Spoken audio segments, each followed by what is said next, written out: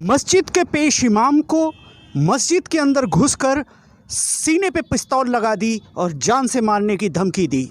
जी हाँ, ये वाक़या किसी फिल्मी दुनिया का नहीं बल्कि हकीकत है। प्रयागराज के जीटीबी नगर करेली में एक मस्जिद है जिसका नाम अबू बकर मस्जिद है। उस अबू बकर मस्जिद में ज़ोहर यानी दोपहर की नमाज हो चुकी थी, तकरीबन 2 बज रहे थे।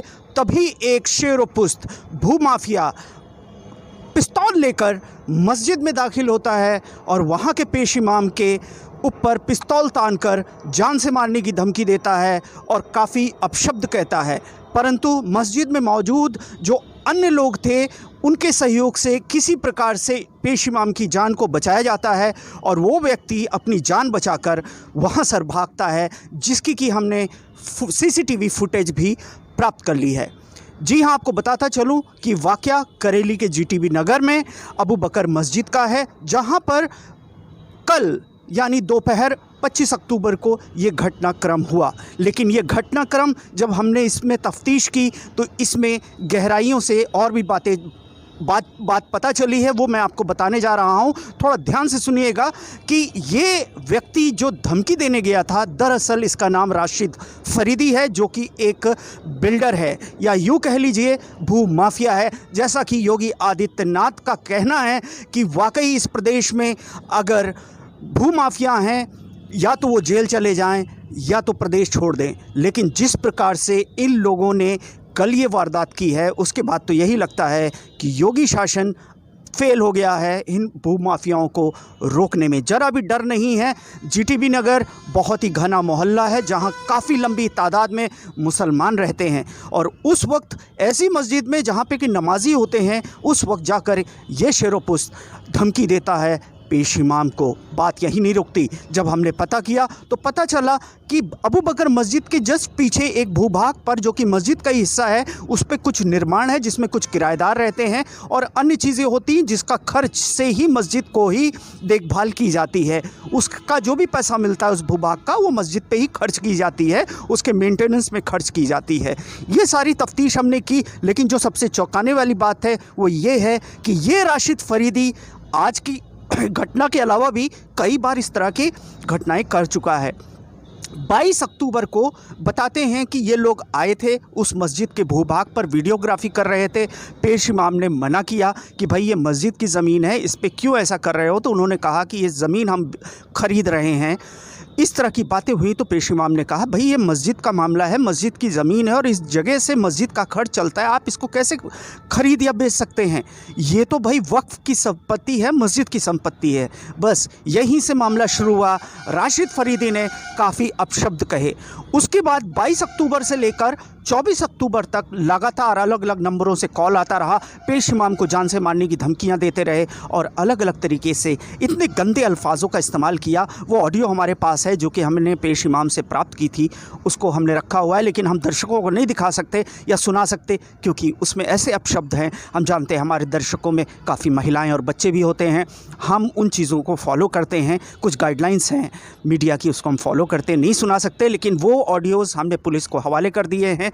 तमाम जो भी हमारे पास चीज़ें थे हमने पुलिस के हवाले कर दिए हैं और ये चीज़ें ये साबित करती हैं कि आज भूमाफिया का दिल कितना बड़ा हो गया है कि वो मस्जिद के इमाम को भी नहीं छोड़ रहा है। मस्जिद का इमाम एक बहुत ही शरीफ इंसान होता है जो हाफिज़ कुरान होता है। उसका काम होता है 5 वक्त मस्जिद में नमाज़ पढ़ाना और दुआ करना। इसके अलावा मस्जिद की देखरेख करना, अजान देना, रख रखाव, ये उसका काम होता है। और ऐसे शख्स के साथ उस ऑडियो में जो इसने कॉलिंग की थी, ऐसे ऐसे लफ्ज़ों का इस्तेमाल किया गया है कि हम क्या बताएं, पैरों तले ज़मीन खिसक जाती है कि ऐसे शैतान भी हमारे समाज में रह रहे हैं। हालांकि करेली पुलिस वहां पहुंच चुकी थी, तफ्तीश जारी हो चुकी थी, पेश इमाम साहब का बयान भी लिया गया। मेरे संवाददाता, मेरे सहयोगी अरशद नवाज़ भी वहां मौजूद थे, उन्होंने भी पेश इमाम से बात की, तमाम तफ्तीश की। और इसी बीच में हमारे सहयोगी अरशद नवाज़ ने राशिद फरीदी से बात करने की कोशिश की तो पहली बार तो वो मान गए, ठीक है मेरी बाइट आके ले लीजिए, मैं अपना पक्ष रखूंगा। लेकिन उसके बाद पता नहीं एकाएक क्या हुआ कि राशिद फरीदी ने अपना फ़ोन एरोप्लेन मोड पे लगा दिया, आउट ऑफ रीच बताने लगा। काफ़ी कोशिशों के बाद भी हम उनकी बाइट नहीं ले पाए। हम जानते हैं वो क्यों इन चीज़ों से दूर हुए, क्योंकि उनको भी पता चल चुका होगा कि उनका ऑडियो जो कि उन्होंने फ़ोन करके धमकियाँ दी थी वो पुलिस के पास पहुँच चुका है, उनका काला चिट्टा खुल चुका है, अब वो बच नहीं सकते। पुलिस सक्रिय हुई और सुना जाता है देर रात उनकी गिरफ्तारी भी हो चुकी है। हम सराहना करते हैं पुलिस का कि त्वरित कार्रवाई की और ऐसे भूमाफियाओं को अंदर कर दिया है, और ऐसे लोगों को सख्त से सख्त सज़ा होनी चाहिए जो इस तरह से किसी पेश इमाम के साथ पेश आते हैं। एक पेश इमाम का क्या होता है वो इस्लाम और इस्लाम के मानने वालों को पता है। इससे लाखों लोगों का दिल दुखा, लाखों लोग इससे परेशान हुए कि इस तरह की घटनाएं दोबारा नहीं होनी चाहिए। लेकिन करेली पुलिस ने त्वरित कार्रवाई करते हुए उस अपराधी को पकड़ लिया है, उसको अभी थाने में ही रखा गया है।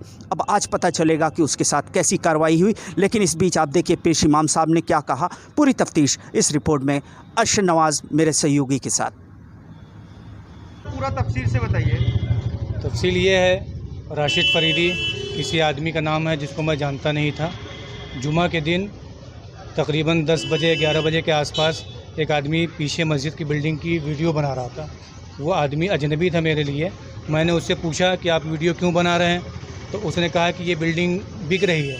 हमने कहा कि कौन कहा कि बिल्डिंग बिक रही है, तो कह रहा कि जो है राशिद फरीदी ने। हमने कहा मैं तो उनको नहीं जानता हूँ, आप तहकीक कर लीजिए क्योंकि ये मस्जिद की प्रॉपर्टी है। तो इस बात को वो लेकर के मुद्दा बनाकर रोज़ाना मेरे पास फ़ोन करता था कि तुम जो है मेरे ख़िलाफ़ जो है अफवाह कर रहे हो कि मैं मस्जिद की प्रॉपर्टी बेच रहा हूँ और मुझको बदनाम कर रहे हो। हालांकि जो है किसी ने मुझसे कहा है तब मैं बिचवा रहा हूँ या मैं दिखा रहा हूँ। तो मैं बोला जिसने कहा वो जाने, आप जाने, मुझे तो नहीं मालूम है। मैं चूँकि मस्जिद में इमामत के साथ साथ मस्जिद की देखभाल भी करता हूँ, इसलिए मैंने अपनी ज़िम्मेदारी समझ करके उसको रोका। तो उसको ये बुरा लगा कि जो है मैंने क्यों रोका। इसको ले करके आज 2-3 दिन से जो है फ़ोन करके गालियाँ दे रहा था, और आज सुबह से बार बार नंबर बदल कर मुझे गालियाँ दे रहा था, धमकी दे रहा था, मारने की धमकी दिया जान से। फिर उसके बाद जो है ज़ोहर से पहले भी फ़ोन आया 2-3 बार नंबर बदल कर मुझे मारने की धमकी दी कि मस्जिद में आऊँगा, तुम्हारा पैर तोड़ दूँगा और तुमको जो है जेल भिजवाऊँगा, हथकड़ी लगवाऊँगा और जेल में पिटवाऊँगा। इस तरह की बहुत सारी बातें, फिर माँ बहन की गाली देना। मैंने सोचा कि बात सारी ख़त्म कर दूँगा क्योंकि किसी को तो मालूम था नहीं, मेरे तक बात महदूद थी। मैं ज़ोहर की नमाज़ पढ़ाकर अपनी ऑफ़िस में बैठा हुआ था, और जो है हमारे साथ हमारे मस्जिद के मुअज्जिन साहब भी मौजूद थे उस वक्त। तो वो आया, आने के साथ ही जो है दरवाज़े पे लात मारा। लात मारते ही गालियाँ देना शुरू कर दिया और जो है कुर्सी तोड़ दिया और रिवाल्वर जो है निकाल करके मेरे ऊपर ताना और जो है मारने की कोशिश किया।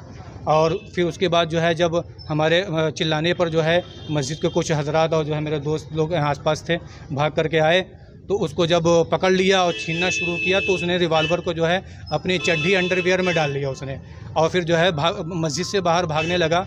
वीडियो भी इसकी जो है आप लोगों के सामने जो आएगी, और इसी में जो है बहुत सारी चीज़ें जो हुई, और आइंदा भी उसने जो है मारने की धमकी दी है मुझे।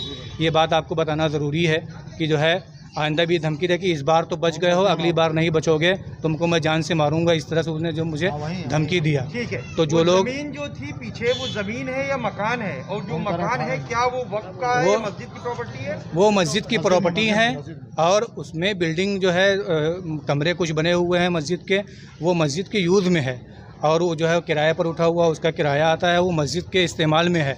अब उनको ना जाने किसने कहा बेचने के लिए, ये मैं नहीं जानता हूँ कि किससे क्या बात हुई, किसने कहा बेचने के लिए और किससे कहा बेचने के लिए, कौन कौन आ रहा है देखने के लिए। मुझसे उनसे किसी से कोई मतलब नहीं है, ना मैं किसी को जानता हूँ। बस मैंने मौके पर देखा वीडियो बनाते हुए, इसलिए मैंने रोका। कोई भी वीडियो बनाएगा मस्जिद की तो मैं तो पूछूंगा ही, सामने कोई आएगा मस्जिद की वीडियो बना ले मैं पूछूंगा। इसलिए जो है मैंने पूछा अपना फ़र्ज समझ करके। इस प्रकरण में आपने कोई तहरीर दी थाने पर? नहीं, इस प्रकार कोई तहरीर नहीं दी, क्योंकि जो है जिस वीडियो के बारे में मैंने जो है उसको रोका था, उस दिन राशिद फरीदी मेरे ऑफिस में आए, जबकि मेरी उनकी पहली मुलाकात थी। मैं उनको आप थाने गए? आपके ऊपर जो अभी हमला हुआ, हाँ, हमले के बाद मैं थाने गया, और मेरे बहुत सारे दोस्त अहबाब जो मेरे मस्जिद के मेरे मुतालिकीन हैं, अल्लाह ताला उनको जज़ाए खैर अता फरमाए, ये लोग भी जो है मस्जिद गए वहाँ पर, ये लोग जो है थाने गए हमारे साथ और हमारा साथ दिया। आपकी FIR दर्ज हुई? अभी FIR दर्ज नहीं हुई है, और कोशिश जारी है। बहुत जल्द अज जल्द FIR जो है दर्ज हो क्या जाएगा। आश्वासन मिला है थाने से? थानेदार ने आपसे कुछ कहा? थानेदार ने हमारा बयान ले लिया है जी। और मैं इस पर पूरी कोशिश कर रहा हूँ कि जल्द अज जल्द जो है इस पर कार्रवाई हो और जो है ये FIR दर्ज की जाए। मौके का मुआयना किया था थाने से किसी ने आके? हाँ, मौके का मुआयना किया, क्योंकि जो हादसा हमारे साथ हुआ उस हादसे का फ़ौरन बाद हमने जो है उस पर क्या बोलते हैं उसको 112 पे मैंने फ़ोन किया। फ़ौरन पुलिस आई, उस वक्त भी उन्होंने जो है तहकीकात किया और अभी भी तहकीकात करके गए हैं और आगे जो है कार्रवाई जारी रहेगी। मस्जिद में CCTV लगी हुई है? हाँ, मस्जिद में CCTV कैमरा लगा हुआ है। फुटेज थाने ले जाया गया?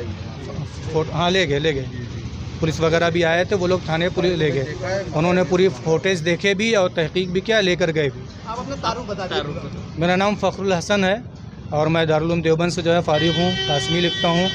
हंडिया तहसील का मैं रहने वाला हूँ और जो है इमामत किस मस्जिद? हाँ, इस मस्जिद में मैं इमाम हूँ।